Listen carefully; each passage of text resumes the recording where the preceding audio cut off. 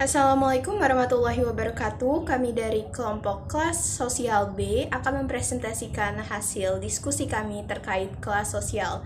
Sebelum itu, perkenalkan nama saya Rahma Aulia dengan NPM 221607138. Wabarakatuh. Nama saya Selawati dengan NPM 22160711039. Assalamualaikum warahmatullahi wabarakatuh. Nama saya Rehana Saskia, NPM 22160711040. Izin memperkenalkan diri, nama saya Anastasia Angela Zasfa dengan nomor NPM 2216071041. Nama saya Denur Fitriani dengan NPM 2216071042. Assalamualaikum warahmatullahi wabarakatuh. Perkenalkan, nama saya Lulu Ayuning Pratiwi dengan NPM 2216071043. Assalamualaikum warahmatullahi wabarakatuh. Izin memperkenalkan diri, nama saya Wanda Aulia Arifin dengan nomor NPM 22160711044. Terima kasih. Definisi umum kelas sosial. Kelas sosial adalah perbedaan penduduk atau masyarakat ke dalam kelas-kelas secara bertingkat, hierarkis, yang mana terjadinya perbedaan kelas dalam masyarakat berdasarkan faktor ekonomi, pendidikan, pekerjaan, dan jabatan. Aristoteles membagi masyarakat secara ekonomi menjadi kelas atau golongan. Golongan pertama merupakan kelompok terkecil dalam masyarakat. Mereka terdiri dari pengusaha, tuan tanah, dan bangsawan. Golongan kedua merupakan golongan yang cukup banyak terdapat di dalam masyarakat. Mereka terdiri dari para pedagang dan sebagainya. Golongan ketiga merupakan golongan terbanyak dalam masyarakat. Mereka kebanyakan rakyat biasa. Karl Marx juga membagi masyarakat menjadi 3 golongan, yakni 1. Golongan kapitalis atau bourgeois adalah mereka yang menguasai tanah dan alat produksi. 2. Golongan menengah, terdiri dari para pegawai pemerintah. 3. Golongan proletar adalah mereka yang tidak memiliki tanah dan alat produksi. Termasuk di dalamnya menurut Karl Marx, golongan menengah cenderung dimasukkan ke golongan kapitalis. Karena dalam kenyataannya, golongan ini adalah pembela setia kaum kapitalis.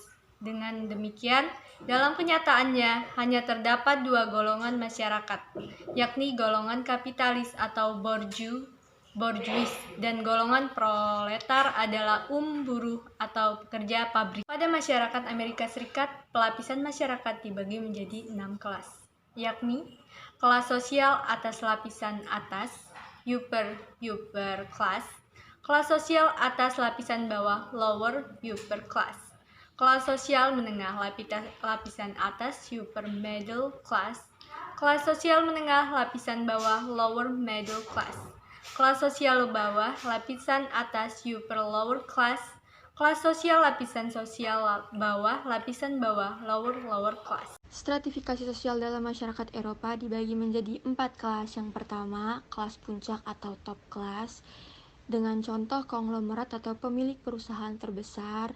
Yang kedua, kelas menengah, ada 2. Yang pertama, kelas menengah pendidikan atau akademik, middle class, dengan contoh mereka tidak mempunyai kekayaan terlalu banyak, tetapi mereka mengandalkan pendidikan yang tinggi. Yang kedua, kelas menengah ekonomi atau economic middle class, dengan contoh arsitek atau tenaga ahli. Yang ketiga, kelas pekerja atau workman and foreman class. Yang keempat, kelas paling bawah atau yang biasa disebut underdog class, dengan contoh seperti pengangguran, buruh harian, buruh bulanan. Selanjutnya, stratifikasi dalam masyarakat.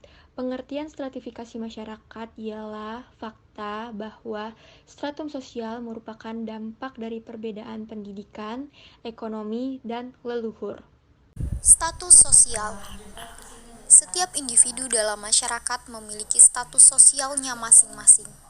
Status sosial merupakan perwujudan atau pencerminan dari hak dan kewajiban individu dalam tingkah lakunya.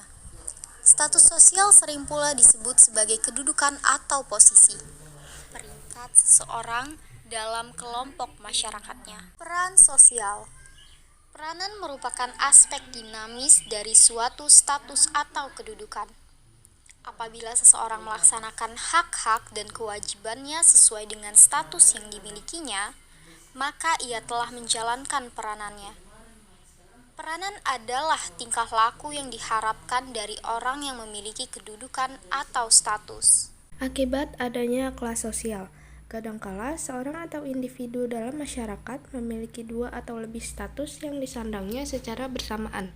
Apabila status-status yang dimilikinya tersebut berlawanan, akan terjadi benturan atau pertentangan. Hal itulah yang menyebabkan timbul apa yang dinamakan konflik status. Jadi, akibat yang ditimbulkan dari status sosial seseorang adalah timbulnya konflik status. Ada 3 macam konflik status. Yang pertama, konflik status bersifat individual, yaitu konflik status yang dirasakan seseorang dalam batinnya sendiri. Contoh, seorang wanita harus memilih sebagai wanita karir atau ibu rumah tangga. Seorang anak harus memilih meneruskan kuliah atau bekerja. Yang kedua, konflik status antar individu, yaitu konflik status yang terjadi antara individu yang satu dengan individu yang lain karena status yang dimilikinya. Contoh, perebutan warisan antara dua anak dalam keluarga. Tono berantem dengan Tony gara-gara sepeda motor yang dipinjamnya dari kakak mereka. Yang ketiga, konflik status antar kelompok. Konflik kedudukan atau status yang terjadi antara kelompok yang satu dengan kelompok yang lain. Pengaruh stratifikasi sosial terhadap berbagai bidang kehidupan. Istilah stratifikasi sosial atau lebih sering disebut lapisan sosial sendiri timbul karena adanya penggolongan status miskin, kaya, buruh, pegawai, pemulung, pengusaha, tukang, sarjana, dan sebagainya. Ada beberapa pengaruh stratifikasi sosial terhadap berbagai bidang kehidupan, antara lain Kesehatan.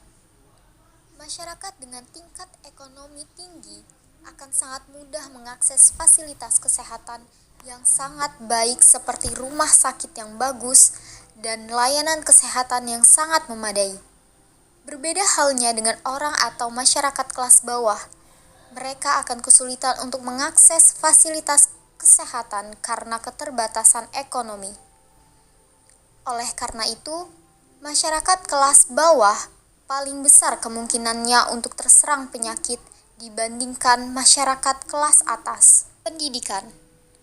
Masyarakat kelas atas sangat mudah sekali mengakses pendidikan dengan fasilitas memadai dan mampu mengenyam pendidikan setinggi-tingginya. Lain hal dengan masyarakat kelas bawah. Mereka akan kesulitan untuk mengakses pendidikan dengan fasilitas yang memadai dan berkualitas. Hal ini didasari oleh biaya. Sekolah yang berkualitas dan bagus umumnya biayanya sangat mahal. Padahal, angka kesadaran akan pentingnya pendidikan sudah sangat tinggi. Tetapi, biaya yang menjadi batasan sehingga tidak semua orang bisa mengakses dengan mudah. C. Harapan hidup. Pada umumnya, harapan hidup disebut sebagai kemungkinan lama hidup seseorang di lingkup status sosial. Salah satu parameter menghitung angka harapan hidup yaitu angka kematian. Semakin tinggi angka kematian, menunjukkan rendahnya angka harapan hidup seseorang. Begitupun sebaliknya. Pengaruh diferensiasi sosial. Ada dua hal dalam diferensiasi sosial yang sangat mempengaruhi kehidupan masyarakat di Indonesia. Yang pertama adalah kemajemukan sosial. Pengelompokan masyarakat secara horizontal yang didasarkan pada adanya perbedaan ras, etnis atau suku bangsa, klan, agama, dan sebagainya. Yang kedua adalah heterogenitas. Sekian presentasi dari kami, kurang lebihnya mohon maaf. Wassalamualaikum warahmatullahi wabarakatuh.